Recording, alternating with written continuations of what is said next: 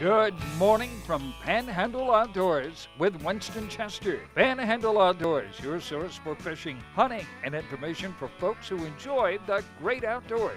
Now sit back, relax. It's Panhandle Outdoors. Good morning, folks. Welcome to Panhandle Outdoors. I'm Winston Chester. Glad you're here this morning. Got a big show lined up, but first, our weather brought to us by Haney Technical Center, corner of Baldwin and Highway 77. High today, 89. Low 77, a water temperature 88. It has been stuck around that area now for 3 or 4 weeks. It's been fascinating to watch it. It really hadn't, we hit some 90s, but it really hadn't just exploded up past 95, but it still has been hot. And the water temperature is bounced down to 86 a day or two ago, back to 88 now. But I was going to tell you, I had a chance to go swimming in the Gulf of Mexico Saturday. Had Maddie McKenzie with us down at the Cape, and Saturday after lunch we just went down to the Gulf, and when we just got in there, just swam around. Water, it just feels it's beautiful and clear, and it just feels so good. I know a lot of times you guys are bad about, if you're like me, going around the house and getting a little scrap, working around the yard or something, getting scratches on you and all kind of stuff, and walking through the woods, and I always like to get out into salt water. I tell gals I get in the bath with Epsom salts. People pay money to buy Epsom salts. All you gotta do is go in the Gulf of Mexico, heals up all the little rashes and all kind of stuff you have. So anyway, if you get a chance to go swimming, August is the time to go to the Gulf of Mexico here in the Panhandle. Great time of year to go, and we just had a lot of fun just splashing around in the water. And you need to do that every now and then. Okay, the river reading is Apalachicola, Bluntstown, 1.7, staying real steady, and the Choctahatchee at Caryville, 4.4. They got a little bit of rise to it coming in Thursday. Looks like it's going to be coming up a little bit. So maybe this weekend you're going to have a little bit of rise in water. Take a look at our tide chart brought to us by Kent, Forest Lawn, and Funeral Home and Cemetery. Good tides, high this morning at 10:21 and low at 8:35. And I notice these high tides are backing on up in the morning now this time of the summer. So it's not really high here at daybreak. You got low tide. You got an incoming tide this morning up at about 10 o'clock, okay? The marine forecast is calling for west-southwest at about 6 to 13. And we got the about a 20% chance of rain. But this week looks like a rainy week, like yesterday and all. Just rain that pops up all over the place. So be aware of that. A lot of showers and just popping up. Okay, let's take a break. We'll be right back.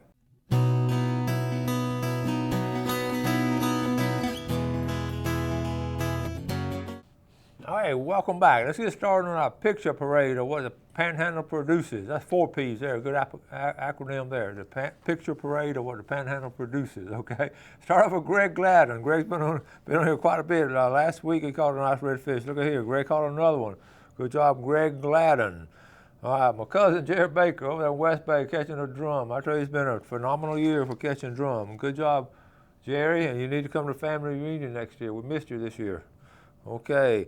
How about a nice mess of brim from the river? Is this typical of us right here now in the Panhandle? This is Trevor Benton fly fishing with his dad. He said he caught, this is about half the ones they caught. They caught about half of them and released the other half. So I know how a good fish fry. Trevor Benton. Garrett Calhoun taking a little brother fishing. Garrett's getting ready to go back to college, and he's want to take his little brother bass fishing, and they had a good time. That's little Parker there, and Garrett. Hadn't seen him in a year or two, but he's playing college ball over there in around Mobile somewhere. Mobile College, I think. All right. Y'all recognize these items here? These called scallops. We don't have a lot of them up here now, but they are scallops, okay? And look at here. This is Cason and Conley Forehand, and he's got earrings there. But Chris Forehand sent me these pictures. Chris, a lifelong family friend of ours, and they went down to Stenhatchee, and we were talking about that, and they had a ball. What tickled me, Chris, I've known Chris since he was this age. He's a grown man, engineer now, and we used to clean his dad Benny Forehand and I cleaned. I cannot imagine the amount of scallops we cleaned, but Chris had his cleaned for him. Benny, you see this? Don't tell Chester Forehand that his nephew had his scallop cleaned for him, because that cost $30-something to get clean. And it were taking us 3 hours, but so I don't blame you, Chris. Thank you for sending those pictures to me. All right, how about fishing here in St. Andrew Bay? This is let's see, this is one of my former students here. I didn't write his name down, okay? But anyway, he and another buddy got 3 nice redfish. All right. Let's see. Move on. That's Roger Dover. Okay, Roger Dover. Got a boat for sale here real quick. He asked me to send it. It's Kenny Livingston, $4,700 for a 02. Y'all, this is a good looking boat, and that's a heck of a price. 90 Yamaha. Kenny Livingston, his wife Diane. But look how clean and well kept this boat is. Okay. All right, now one more picture. Phil Chester, another Sunday afternoon. Remember last week I showed you he caught a nice redfish out of the bay. So he becoming an expert at catching redfish. Good job there. All right, and that takes care of our pictures. So anyway, just want to show you a lot of good pictures right there. And Kenny Livingston, I don't have the phone number, so but if you're on Facebook, look him up, or either Kenny, if you or Diane watching, y'all send me a phone number. That's a really good buy on that boat right there, $4,700. And if you want to show your boat, just send it to me, and we'll go ahead and put it on here. Okay. Now I wanted to. I started looking last night. Do y'all know, as hot as it is, it always fascinates me when August starts. It always tells me that hunting season has started. That's right. In South Florida, bow hunting and crossbow hunting has started down there in South Florida. It starts August the 1st. Can you imagine being in a tree stand or a ground blind in this kind of weather with a bow waiting for a deer to walk out? I would be downright miserable to me, but it has started down there. Okay, now that's Zone A. Remember, we're Zone D. Let me give you just quickly a couple of dates to keep in mind. We're actually going to start July, let's see, migratory bird. That's the big thing right here. But now we're going to start October the 22nd. I got it right here. Got it. October 22nd, November 23rd. That's when we start. So October is going to be, that's the end of October, really. So that's a good time. October 22nd. Put that on your calendar. Circle it. Okay, migratory bird. This is a big one to us now for dove season. Okay, the first phase. Okay, let's do ducks first. Got ducks right here. September the 17th through 21st. That's that early season. That little 4-day weekend for wood duck and teal. Then the next weekend it'll be teal only. For the next weekend, that's September 22nd through 25th. So keep that in mind. Okay. Now, also in the regular duck season, November 19th through 27th. That's around Thanksgiving. Always do it then. And then the second phase, December the 10th through January the 28th. But dove season, first phase. Here we go. September 24th. Go ahead and circle that on your calendar. And I think I got a trip planned. I'm going to have to check on that. September 24th through October 24th. 1 month right there, phase 1. Phase 2 starts back on November 12th. It will run to December 5th. And then the third phase is December 12th through January the 15th. So keep those in mind, and I'll mention those again, and we'll put them on the screen for you. But anyway, we're right around the corner from bow season, about a month away. Okay, so let's go ahead and y'all go and do your warm-ups, and I'll go and start practicing. And we got some guests coming in soon on some really fascinating archery tournaments they're going to have here in Florida. It really is interesting, and that's a growing trend now. High school archery, they're having teams and all, going to state, high school bass clubs. This is really good stuff. So we'll follow that, we'll promote it, and try to let people know about it as much as we can. Let's take our break, and we'll be right back.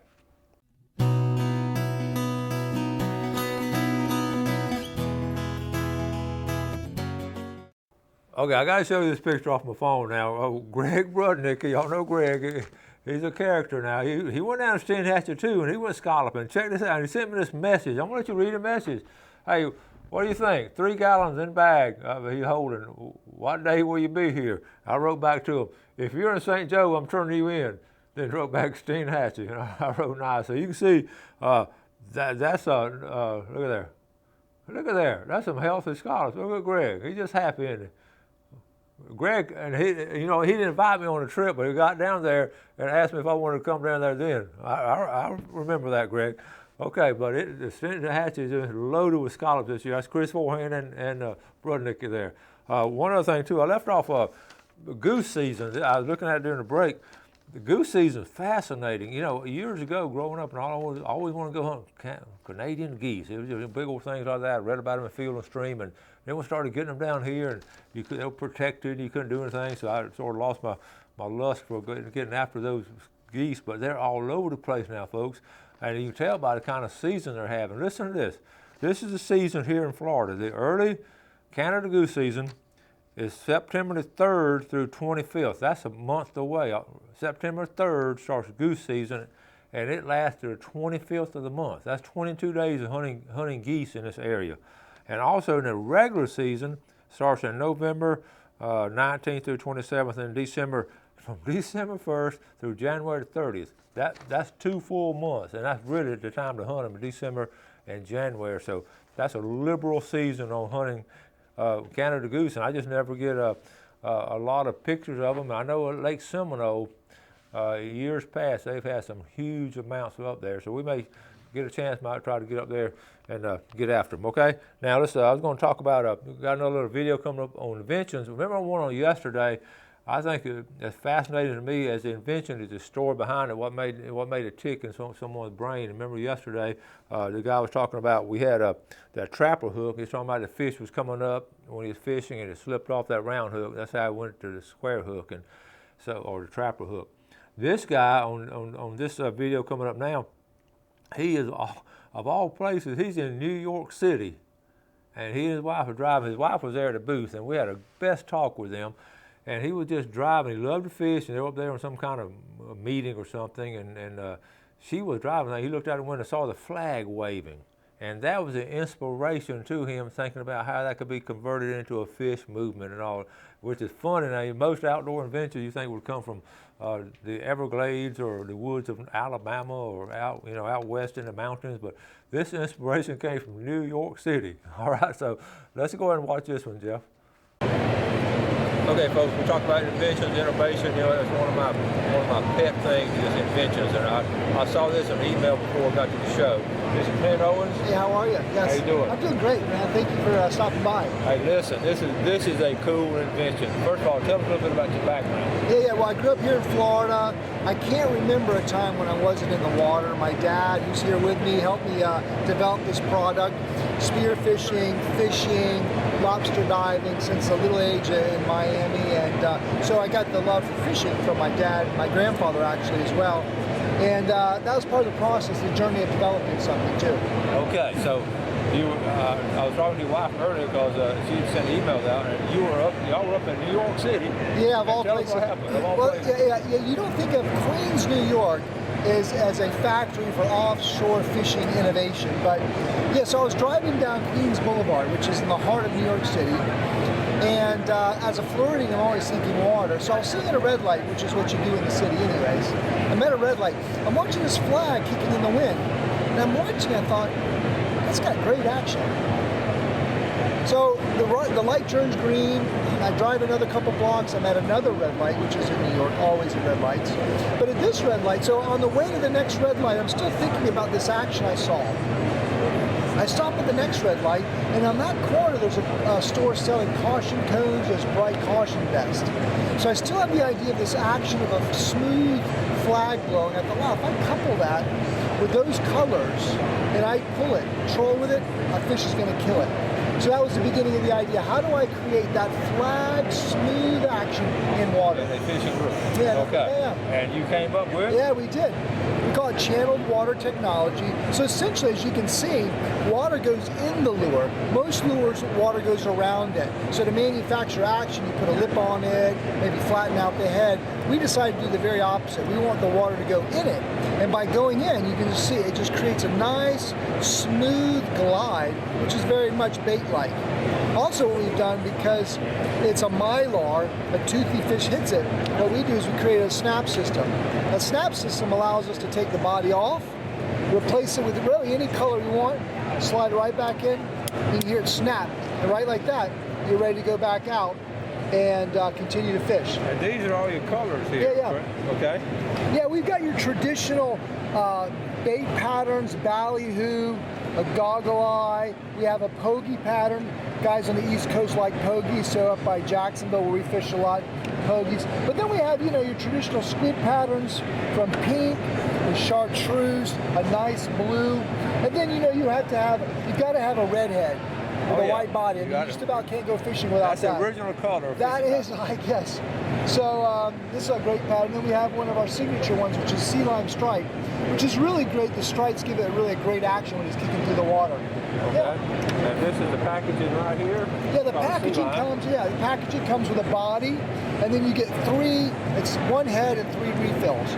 So the idea is once you buy a lure, you get a head, which is the polycarbonate, tough as nails, but you just keep replenishing bodies. Okay. Yeah. That's awesome, Clint. And what I love, you have your dad here. Yeah, you got to talk to my dad. Because he got it all started. He did. I wish my dad was still around. Steve, how are you doing? My pleasure.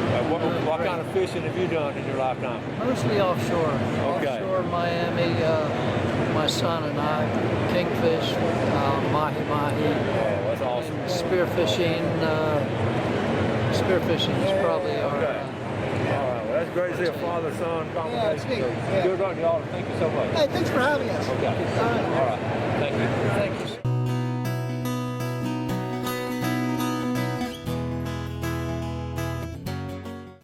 Okay, welcome back. Hope you enjoyed that. Again, you can see what we're talking about, how different things inspire you, and I hope you enjoy this series. We still got quite a few more of these little 4 to 5 minute videos where we just went by the booth and talked to the people. As you can see, we sort of concentrated on the small entrepreneur as compared to the really big, huge sponsors. And not that they're bad people or anything. We're just trying to give those guys a chance to get their foot in the door, because a lot of times they're the ones that are struggling to get out there. So hopefully it'll help them out some. And we'll tell you, we've got some more really cool ones coming up. Let's look at a fishing game time today, brought to us by Barron's Barbecue Shrimp Marinade. Our times today, 12:13 a.m. to 2:13 this morning, and then at lunch about 12:40 to 2:40 right after lunch. Okay, so that would be interesting. I've noticed a trend. I don't know if you picked it up or not. A lot of times this fishing time is about, you have the high tide, right there high tide, and then about 2 hours later you hit those fishing times. I've noticed that this past couple of weeks. I don't know if it's going to continue all year like that, but in the summertime it's been interesting. And what that's telling us, that tide is starting to fall and everything's going on. So that's been interesting. Now I wasn't going to talk about, I've got several other things to talk about. Captain James Pick, y'all know, he's been on the show before and fished St. Andrew for 40-some years. He made a post the other day about, this is he's fished for 45 years in St. Andrew Bay. He made a post the other day, this is the toughest summer he has had and his buddies have had as far as fishing. It's just been a tough summer as far as catching a lot of fish. And he got a lot of response on that post and all. I want to read one of them because to me this puts it up in a nutshell. And it's really interesting. This all comes from local and guys on the water every day and all. This comes from John Miller. I'm going to read it. He said, I have to say, I've been at this 40 years as a commercial and recreational fisherman, and my family's been in it, okay? And I have always found the fish shut down in the hot months, and we've talked about that. That's so true. I always say don't bother with August. Well, the red tide last year and the sugar issues in the Gulf on the BP oil spill all have some effect, but the pure, okay, this is fascinating now, not fascinating, interesting, but the pure number of people on the water fishing has more to do with it. I would go from North Bay to West Bay and see 1 or 2 boats in past years, but now it's 20. Go to the pass on any given day, it's 50. So I think the population is wearing out the fishery. And that's been a very strong school of thought the last 5 to 8 years about just the sheer number of people. And what's amazing about this, there's just a large group of people that still say, come on down. We've got 10 boats, we've got room for 20 boats. Then we get 20, got room for 50. And sooner or later, we're just saturated with people fishing all over the place, and it leads to a lot of problems. And one of the problems is it does deplete our fishery. And I'm not one to stick our head in the sand and all, but it's more the reason for catch and release. But a lot of the people are not going to be catching and releasing, and we talked about it a lot. So we need when is enough? When is if you've got if you're making $1 million a year, is that enough, or you want to make $2 million a year? And so greed comes in here some places, and I just always we're in a unique situation here in the Florida Panhandle, and we talk about it over and over again. And I'm not hollering wolf or anything, but we just need to be aware of our resources and really take care of them and trying to get our boat ramps are behind. We're trying to catch up with them and all. Well, another thing leads to, and I wrote this down. I was going to talk about it yesterday. I ran out of time, but it goes right with this. Is respect and courtesy on the water. I have a note here. One of the guides was complaining. He was out tarpon fishing with his client, and these people came flying by, and they weren't from around here, I'm sure, and they went flying by, and they went pretty close to them. They had no idea that guy needs a lot of room. They've been sitting there waiting for that tarpon to come by, and that boat's going to spook the tarpon and all. It's aggravating as a guide, and I can understand. So, steer clear. And on the other hand, I got the same complaint, not the same complaint, I got along the same time, I got a complaint from a local guy there fishing in West Bay. And he had a wind drift right behind him. He said it had a perfect drift, and he was fishing shallow water for redfish. And he said he had a drift, he was going this direction here, and his guide came in and got right in front of him and got the same drift right in front of him and fished ahead of him. So, it works on both ends of the issue, and courtesy and respect is something that we're losing at a more rapid pace than I would like to see. We got scallop season coming up. I talk about it all the time. I like to use the term the length of a football field to stay away, in the Gulf of Mexico, or especially in St. Joe Bay or St. Andrew Bay. If somebody's fishing, stay at least the length of a football field. That's not a rule. I haven't heard anybody else say things like that, but to me, that's just common courtesy. On the river, if you're fishing on a tree, nobody's gonna come up on that same tree and fish with you, because those folks there probably would frown upon that, would not look kindly on those kind of actions. Can you see that happening down there in Weewall? I can't see it happening either. So anyway, so here are challenges we have ahead of us, but just common sense and courtesy is definitely will go a long way in the base system as far as fishing and all. So be aware of that. Like I say, scallop season is less than 3 weeks away now. And so steer clear. A lot of times, again, a lot of this is just ignorance of the laws and all. People getting these jet skis and flying by these fishermen. A lot of the locals know about it. A lot of people coming out of town don't know about it. So it's our job to help them know. Give them room to fish, give them peace and quiet, and don't go running by them and doing stuff like that. Okay. So I'll get off my soapbox now, but I feel very strong about that, and we all need to work together on it. Well, guys do need to work on it, and us regular fishermen need to work on it and work together, okay? I'll wrap it up for today. We appreciate you watching Panhandle Outdoors. Got another big show tomorrow. You always be sure and do something good today for your fellow man, and God bless.